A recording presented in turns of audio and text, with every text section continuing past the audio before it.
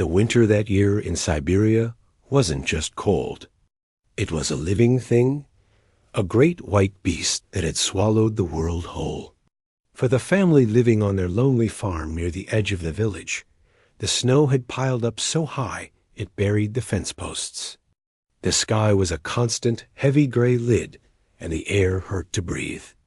The little girl, who was 8, spent her days pressed against the single-pane window of the main room, her breath making fog circles on the glass. Her world had shrunk to the warm wooden walls of their house, the smell of boiling potatoes and her mother's bread and the endless, silent white outside.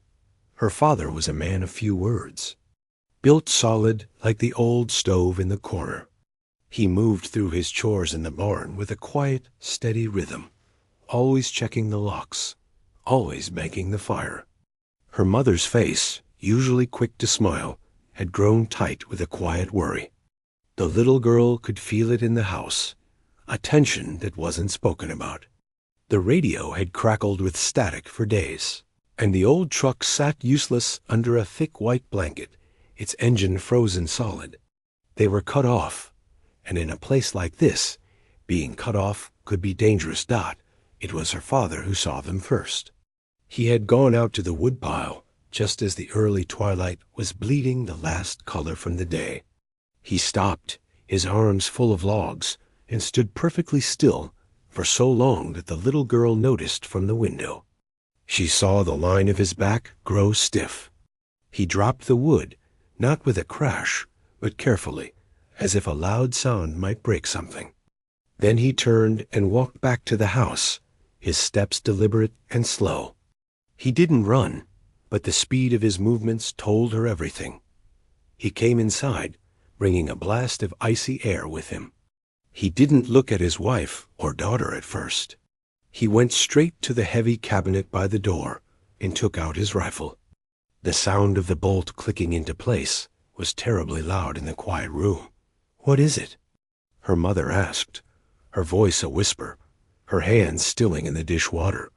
"Wolves," he said, the word short and hard. "A lot of them." The little girl's heart jumped like a rabbit. She scrambled back to the window, wiping her foggy circle clear with her sleeve. At first, she saw nothing but the deepening blue shadows between the trees at the edge of their clearing. Then she saw a shadow detach itself from a pine and take a few slow steps forward. It was a wolf, its fur thick and gray, its eyes catching the last light from the window like 2 distant cold coins. Then another appeared beside it, and another. Soon she could count them, her lips moving silently. 12, 15, maybe more. They formed a loose, wide circle all around their house and barn. They weren't hiding. They were just standing there, watching. A deep, ancient fear rose in her throat. She'd heard stories. Every child had. Stories of wolves taking sheep, even coming close to villages in the worst winters. But this was different. They weren't sneaking or running. They were just waiting. Her father lit the oil lamps as the darkness fell completely. He positioned one by the window. "Let them see we are here," he muttered, more to himself than anyone. The light pushed back against the night, and in its glow, the little girl could still see the shapes out there. They had settled down on their haunches in the snow. They weren't pacing or snarling. They were like statues, patient and terrible. Her mother tried to keep things normal. She dished out the stew, but the little girl could only push the chunks of meat around her bowl. The usual comforting sounds of the house, the clink of spoons, the crackle of the fire felt small and fragile against the silent pressure from outside. "Why don't they go away?" the little girl finally asked, her voice small in the big room. Her father looked up from cleaning his gun, his face grim. "Hunger," he said. "A winter like this, the deer move deep into the forest or starve. The wolves get desperate. They can smell the cow, the goats in the barn." He didn't say the rest, but the little girl heard it anyway. They could smell them, too. But as the hours dragged on, Something began to bother her, a nagging feeling that didn't fit with the fear. She kept watching the wolves. In the stories, hungry animals were frantic, nervous. These wolves were calm. Still, their heads weren't low to the ground sniffing for food. Instead, they seemed to be holding their heads up, their ears pricked, not just at the house, but past it. Their attention seemed to be focused on the vast, frozen lake that lay behind their property, a flat, white plain under the moonless sky. She mentioned this to her father, a hesitant observation. He just shook his head. "Don't look for sense in a wild thing's mind, little one," he said. "A hungry wolf is just a wolf. We stay inside. We wait them out." So they began their vigil. The first night was the longest of the little girl's life. Every time she drifted into a fitful sleep, she would jerk awake, sure she had heard a howl or the scrape of claws on wood. But there was nothing, only an immense, watchful quiet.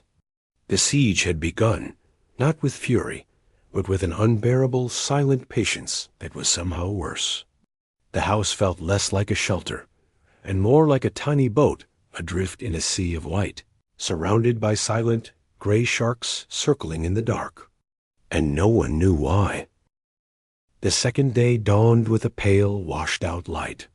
The sun was just a brighter smear behind the thick clouds. The little girl woke up stiff, still wrapped in the blanket she had dragged to the floor by the window. She blinked the sleep from her eyes and looked out. They were still there. The wolves. In the flat gray morning, she could see them more clearly. They weren't a tight pack huddled together for warmth. They were spread wide apart, like dark stones placed in a wide circle around her home. Some lay in the snow, heads on their paws. Others stood, their breath puffing out in little clouds. They looked tired.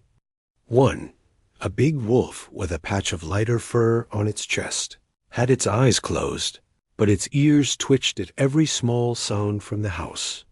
The fear from last night was still there, a cold knot in her stomach. But now, mixed in, was a deep confusion. Why were they just sitting? If they were so hungry, why hadn't they tried to break into the barn? The barn door was strong, but it was just wood. Together, they could probably scratch and push their way in. But they hadn't moved. Her father moved through the house like a shadow. He checked every window latch twice. He made sure the heavy bar was across the main door. He went out to the barn only once, moving quickly and purposefully, the rifle in his hands. The little girl watched from the window as every wolf head turned to follow his movement. They watched him go into the barn and come back out, but not a single one got up. It was as if they were guarding a line they had decided not to cross. Her mother tried to keep busy. She baked more bread than they needed, the yeasty smell filling the house. She said it was to keep the stove hot, but the little girl knew it was to keep her hands and mind busy. The normal sounds of life, the chop of an onion, the sweep of a broom felt strange and too loud, like they were disturbing something sacred and quiet outside. Should we? Should we throw them some meat? The little girl asked quietly at lunch, pushing her soup around. Maybe if they eat, they will go. Her father shook his head, a firm, slow movement. No, he said, his voice low. If we give them food, they learn that this house means food. They will never leave. They will come closer next time, and the time after that. We cannot show them any weakness. He looked out the window, his jaw tight. Their hunger is not our problem. Our safety is. But as the afternoon wore on, the little girl started to see things that didn't fit her father's words. This didn't look like the desperate hunger she had seen in stray dogs in the village. These wolves weren't pacing or whining. They weren't digging in the snow for mice or chewing on tree bark. They were waiting. They were conserving their energy like her father conserved firewood. And their eyes, when she dared to look into the yellow gaze of the one closest to the house, didn't seem wild with a wanting to attack. They seemed heavy, burdened with something else. A kind of deep worry. Her mother saw it too.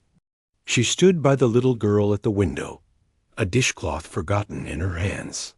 "Look at their ribs," her mother whispered, not to anyone in particular. "You can see them. They are thin. This winter has been hard on them too. Then why don't they hunt?" The little girl whispered back. Her mother was silent for a long time. Then she pointed, her finger making a small circle on the cold glass. "Look where they are looking. Not at the barn. Not at the chimney where the smell of food comes out. Most of them. They are facing towards the lake." The little girl followed her mother's gaze. It was true. The big wolf with the light chest was staring intently past the corner of the house, across the frozen garden, to where the land dipped down to the vast, flat ice of the lake.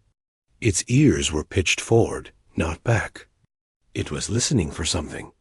A new kind of chill, different from the cold outside, went through the little girl. This wasn't a siege. A siege was when someone wanted to get in. What if the wolves wanted something out? Something on the other side of them? The idea was so strange, it made her head feel light. She thought of the stories again, but not the scary ones. She thought of an old tale her grandfather had told once, about a mother bear who once left her cub near a hunter's cabin because the cub was sick, and the bear knew the hunter had medicine. She had always thought it was just a fairy tale. A nice story, but the look on these wolves' faces, the terrible patience of them, it didn't feel like a story about hunger. It felt like a story about waiting for help. She didn't dare say this to her father. He was a practical man. He believed in what he could see, what he could shoot, what he could fix with his hands. He would say she was letting her imagination run wild, seeing shapes in the clouds, but the thought took root. She started watching the wolves not as monsters, but as creatures. She saw how one would get up, stretch, and another would take its place, like soldiers changing guard duty. She saw how they sometimes touched noses quietly when they passed each other. This wasn't a mindless mob. This was a family. A desperate, cold, worried family, standing in a ring around her home for a reason she could not yet see. As the second night fell, darker than the first, the tension in the house changed. It was no longer just the sharp fear of an attack. It was a thicker, heavier thing, the weight of a mystery. The wolves were trying to tell them something, without a single sound. And locked in their warm, bright box of a house, the humans had no idea how to listen. The little girl lay awake, and now her ears weren't straining for a howl or a growl. They were straining for something else, something small and lost on the wind, a sound that the wolves could hear, but she could not. The third morning was the coldest yet. A hard, brittle quiet had settled over everything, broken only by the groan of the old house timbers tightening in the freeze. The little girl's breath hung in the air inside her bedroom. She crept out to the main room, where her father was already stoking the fire, his face lined with exhaustion. The first thing she did, as she had done for 2 days, was go to the window. They were still there. The wolves. But something was different. Their perfect, patient circle seemed tighter somehow. Not closer to the house, but more focused. Many of them were standing now, all facing the same direction towards the frozen lake. Their bodies were tense, ears like sharp arrows pointing forward. The big wolf with the light chest was at the front of the group, its nose working the air. It let out a soft sound, not a howl, but a low, rumbling whine that carried through the glass. It was a sound of distress. "Do you hear that?" The little girl whispered. Her father stopped poking the fire and listened. He heard it too. He came and stood behind her, his large hand resting on her shoulder. "Something has them stirred up," he muttered. "Maybe a deer on the ice. Maybe they'll go for it and leave us be." But the wolves did not run towards the lake to hunt. They stayed at their posts, almost quivering with tension.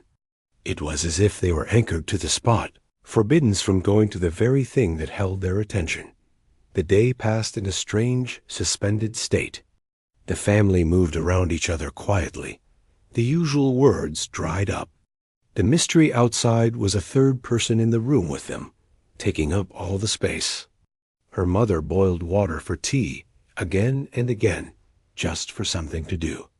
Her father cleaned his rifle, for what felt like the 10th time, his eyes constantly flicking to the window. The little girl could not pull herself away from the glass.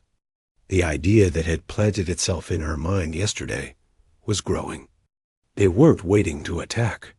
They were waiting for something to happen. They were depending on the humans inside the house to notice something. But what? She pressed her ear against the cold pane, trying to hear past the thump of her own heart.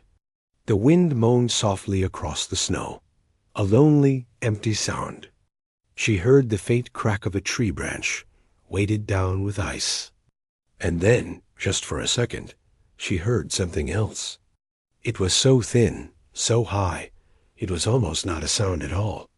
It was more like a feeling, a needle of cold air. A tiny, trembling whimper. She froze. Had she imagined it?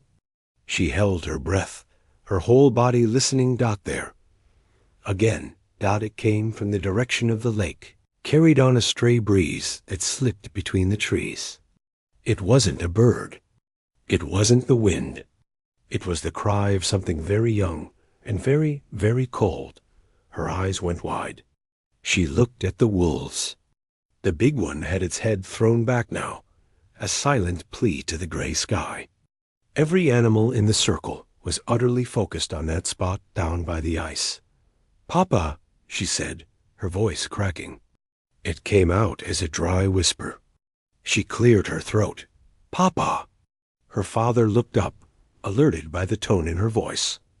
"There's a sound," she said, pointing frantically towards the lake. "By the water. Listen." He came over, a look of skepticism on his tired face. He stood beside her, crossing his arms. "I don't hear anything but the wind, little one. Please, just listen." She begged. They stood there together, father and daughter, for a long minute.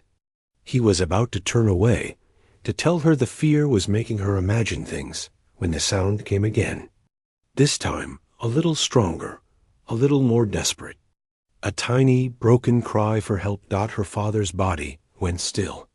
All the skepticism melted from his face, replaced by a dawning, awful understanding. His eyes, which had been fixed on the wolves for days, now followed their collective gaze down to the snowy bank that led to the lake. "Mother of God," he breathed out. The words a cloud in the cold air by the window. In that instant, the whole story changed. The puzzle pieces the little girl had been fumbling with suddenly snapped together with a clarity that was almost painful. The wolves weren't surrounding the house to trap them. They were surrounding the house to get their attention. The pack had found themselves in an impossible situation. One of their own, a pup, was trapped somewhere down by the frozen lake. The ice was too treacherous, or the place too narrow, for their powerful adult bodies to reach it. They could hear it crying, dying slowly from the cold. And they knew, in some ancient, instinctual way, that the creatures in the wooden house, the creatures with hands that could build and fix, were the only ones who could possibly help. So they had come. Not with teeth bared, but with a silent, desperate plea. They had placed themselves in plain sight, a living fence, a shocking announcement of their problem. They had waited with a patience that was slowly killing them, hoping the humans would understand. The little girl looked up at her father's face. She saw the moment his understanding matched her own. The hard, defensive lines around his eyes softened into something else: shock, respect, and a deep, unsettling responsibility. "It's a pup," she said, her voice small but sure. "One of their babies is stuck. They want us to help." Her mother had come to join them. hearing the change in their voices. She looked from her husband's face to her daughter's, and then out at the waiting, watching wolves. She put a hand over her mouth. All this time, she whispered, they were asking. The fear in the house evaporated, replaced by a rushing, urgent purpose. The enemy outside was not an enemy at all. They were parents, just like her own, sick with worry. The little girl felt a huge wave of feeling for the gaunt, tired animals in the snow. They had trusted the humans enough to ask, and for 3 days, the humans had been too afraid to listen. Her father was already moving. He put down his rifle. He went to the closet and began pulling out gear. Thickest gloves, a long, heavy rope, a hooked pole they used for pulling things from the barn loft. His movements were no longer those of a man under siege. They were the quick, deliberate movements of a man with a job to do. The little girl's heart hammered against her ribs, but it wasn't from fear anymore. It was from a wild, hopeful excitement. They were going to help. They were going to solve the mystery. She ran to pull on her own snowsuit, her fingers fumbling with the zipper. She knew, without a doubt, that she had to go with him. She was the one who had heard the cry. She had to see it through. The air outside hit them like a slap of pure, solid cold. The little girl clung to her father's heavy coat, her boots crunching on snow that squeaked underfoot. She could feel her mother's worried gaze from the window behind them, but all her attention was fixed ahead. The circle of wolves, they stirred as one. Heads lifted. Bodies, stiff from days in the snow, shifted. Every pair of yellow eyes locked onto the man and the child stepping out of their warm den. The little girl's breath caught. This was the moment. Would they understand? Or had they waited too long, their patience worn thin into something dangerous? Her father walked slowly, deliberately. He did not carry his rifle. Instead, he held the long hooked pole in one hand and the coil of rope over his shoulder. It was a clear signal. He was not coming out to fight. He was coming out to work. The big wolf with the light chest took a single step forward. The little girl's fingers tightened on her father's coat. But the wolf did not growl. It looked from the man's face to the tools in his hands, and then it did something astonishing. It took a slow step sideways, clearing a path. It was a small movement, but in the silent, frozen world, it was as loud as a shout. The other wolves, watching their leader, did the same. They did not run. They did not break their formation. They simply adjusted it, creating a narrow, living corridor that led from the house straight towards the lake. It was permission. It was an escort. Tears, hot against her freezing cheeks, welled in the little girl's eyes. They understood. They knew why the humans had finally come out. Walking through that corridor was the most incredible thing she had ever done. The wolves were so close she could see the frost clinging to individual hairs on their fur, could see the pulse beating in their necks. The smell of them, wild and musky and cold, filled the air. They watched, every muscle taut, but there was no aggression. Only an intense, almost painful focus. They were willing them forward, towards the source of the tiny cries that now, out in the open, they could all hear more clearly. The sound led them down the gentle slope behind the house to the edge of the great lake. The ice here was not smooth. It was a jumble of pressure ridges and frozen waves, pushed up by the wind. The whimpering was louder now, sharper with distress. It was coming from a dark, narrow crack in the ice, a place where the frozen sheet had buckled and split open near the shore. Now her father lay flat on his belly at the edge of the crack, peering down into the darkness. "I see it," he grunted, his voice thick with emotion. "Down there, on a little ledge of ice. Can't be more than a few weeks old." The little girl got down on her knees, careful not to slip, and peered over. Her heart squeezed. There, about the length of her father's arm below them, was a small, fuzzy shape. It was silver gray, almost the color of the ice itself. It was shivering violently, its eyes barely open. It was too weak to even cry out properly now, just letting out tiny hiccuping whimpers. It must have fallen in when the ice was still shifting, or been left behind in a panic. The walls of the crack were too smooth and steep for its tiny claws to climb. "Hold my legs," her father said. He looped the rope around his own waist and handed her the end. "Don't let go." She wrapped the rough rope around her small mittened hands and planted her feet, leaning back with all her weight as her father pushed himself further over the edge. He lowered the hooked pole down, trying to slip the curved end under the pup's body. It was a painstaking, delicate job. One wrong move could knock the pup off its tiny ledge into the deeper, freezing water below Dot. The little girl looked back over her shoulder. The wolves had crept closer. They lined the top of the bank now, a silent, watchful council. The big one was at the very front, its nose working, its whole body leaning towards the crack, as if it could pull its child out with the force of its will. The little girl saw not predators, but a family in agony. She saw a mother wolf licking her lips nervously. She saw an older wolf, perhaps a grandfather, with a scar across its muzzle, watching with dark, solemn eyes. "Got it?" her father whispered fiercely.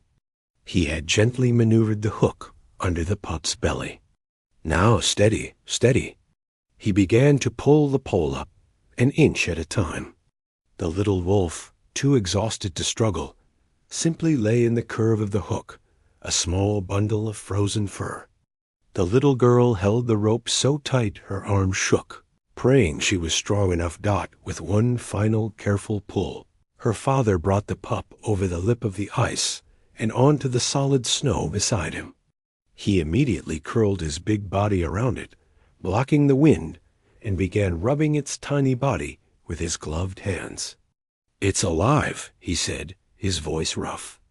"It's so cold, but it's alive." The reaction from the bank was immediate. A ripple went through the pack. A chorus of soft, huffing barks and whines broke the silence. It wasn't a hunting cry. It was a sound of profound relief, of joy held tightly in check. Her father shrugged out of his thick outer jacket, ignoring the bite of the air. He wrapped the shivering pup in the warm lining, cradling it against his sweater. The little girl scrambled closer, and her father opened the jacket just enough for her to see. The pup opened its blue-tinged eyes for a moment, looking up at the human faces with a drowsy, innocent confusion. It was so small. It fit in her father's 2 hands. "We need to warm it up before we can give it back," her father said, looking towards the wolves. "They've waited this long. They'll understand a little longer." As they stood up, the pup now a hidden, precious bundle in the jacket, the little girl looked at the watching pack. She slowly, carefully raised a mittened hand. Not a wave, just a small gesture. "We have him," she thought as hard as she could. "He is safe." The big wolf on the bank looked from the bundle in the man's arms to the little girl's face. It dipped its head once, a slow, unmistakable nod. Then it turned and led the pack back up the bank, giving them space. The silent plea had been answered. Now they would wait just a little while longer, with a different kind of patience burning in their wild hearts. The warmth of the house wrapped around them like a blanket, but inside the feeling was completely new. The fear was gone. In its place was a busy, hopeful quiet. The little girl's mother had pulled the big cushioned chair right up close to the fire. Her father settled into it, still cradling the bundled jacket in his arms. With gentle hands, he opened it up. The wolf pup lay on the soft fleece lining, so small its entire body shivered in one piece. Its fur was damp from the ice. The little girl knelt on the floor, right there beside the chair, unable to look away. Her mother brought a small bowl of warm milk, and they used a rag to drip tiny drops into the pup's mouth. At first, it didn't respond. Then, a tiny pink tongue licked weakly at the cloth. It swallowed. A spark seemed to go through the little creature.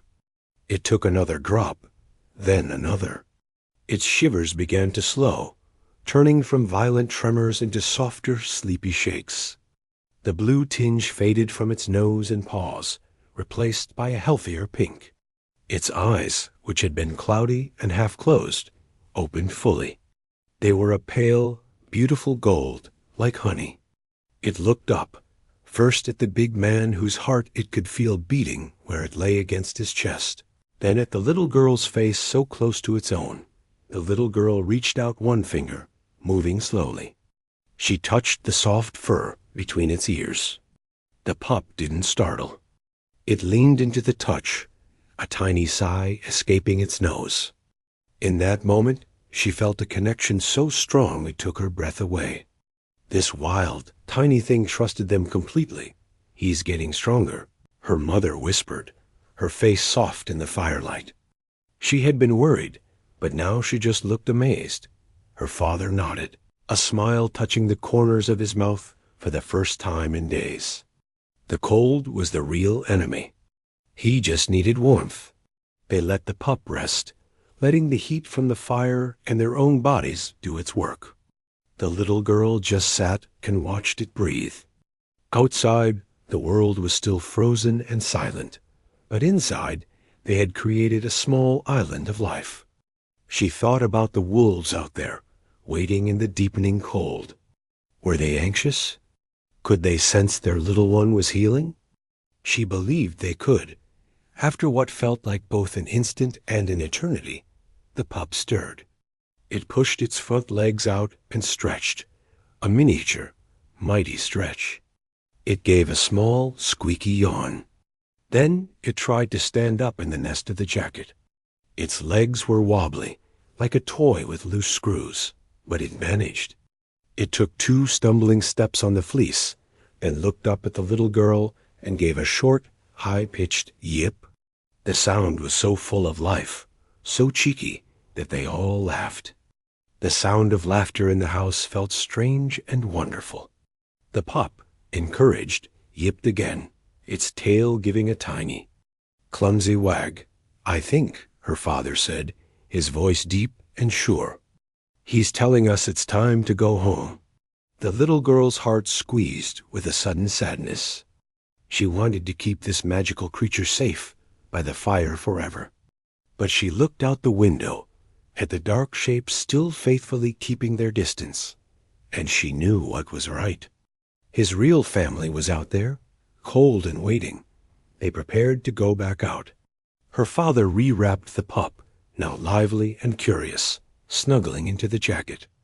The little girl put her snowsuit back on. This time, there was no fear, only a solemn sense of purpose. They were not just returning a lost animal. They were keeping a promised dot when they opened the door. The cold didn't feel as sharp. The sky had cleared somewhat, and a wash of stars glittered above the black trees. The wolves were there, a ring of shadows in the starlight.